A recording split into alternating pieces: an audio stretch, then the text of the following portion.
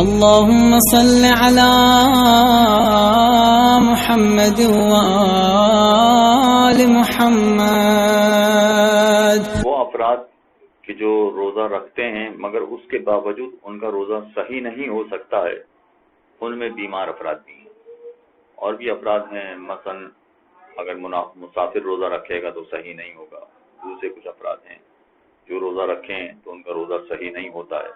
اسی طرح سے بیمار آدمی اگر روزہ رکھ لے تو اس کا روزہ بھی صحیح نہیں ہوتا ہے.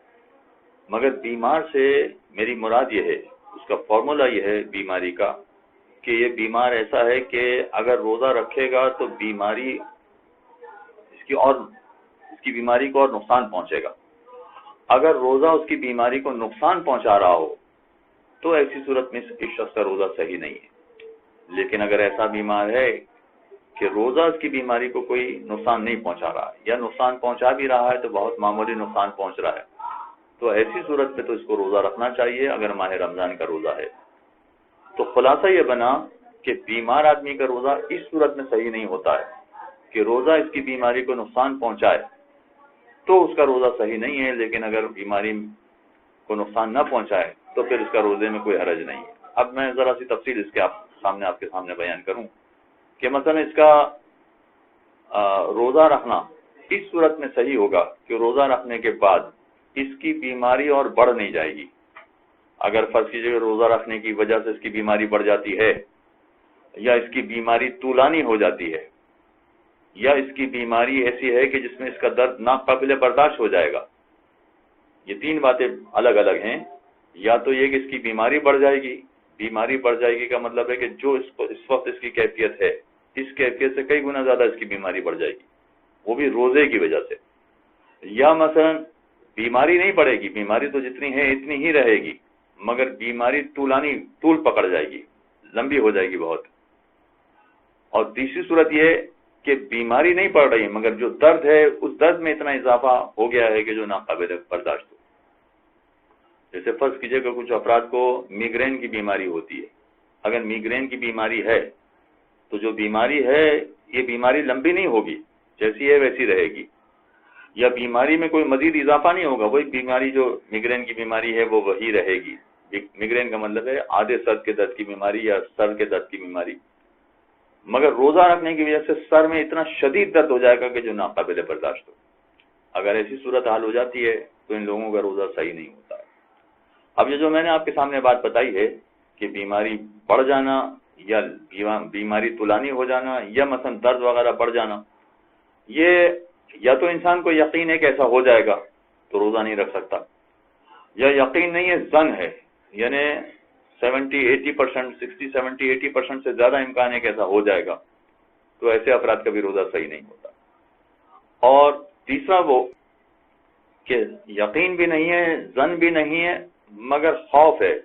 مگر ایسا خوف ہے کہ اگر لوگوں سے بات کی جائے، آپ اپنے ہی گھر والوں سے اگر بات کریں تو لوگ کہیں گے بھئی آپ بیمار پڑ جاتے ہیں بہت، روزہ رکھنے کی وجہ سے آپ کی بیماری بڑھ جاتی ہے، روزہ رکھنے کی وجہ سے آپ کا درد بڑھ جاتا ہے.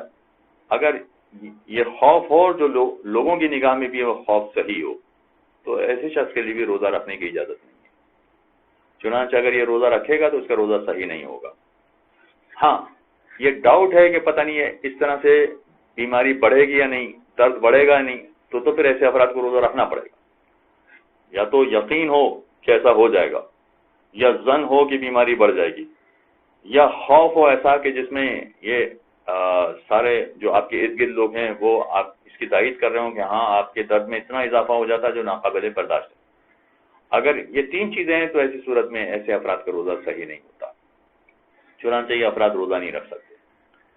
اب آئیے ذرا دیکھتے ہیں کہ ڈاکٹر کی رائے اس میں قابل توجہ ہے کہ نہیں. اگر فرض کریں کہ ڈاکٹر کہے کہ روزہ آپ کے لیے نقصان دہ ہے، تو اگر ڈاکٹر کی بات سے ہمیں یقین آ رہا ہو، ظن آ رہا ہو، یا خوف بھی پیدا ہو رہا ہو کہ جو لوگوں کی نگاہ میں بھی ایسا ہو کہ ہاں صاحب صحیح ہے، ڈاکٹر کی بات ماننا چاہیے، گڑبڑ ہو جائے گی، تو اگر ڈاکٹر کی بات سے یقین یا ظن اس طرح کی کیفیت پیدا ہو رہی ہو تو ٹھیک ہے، پھر آپ روزہ نہ رکھیں.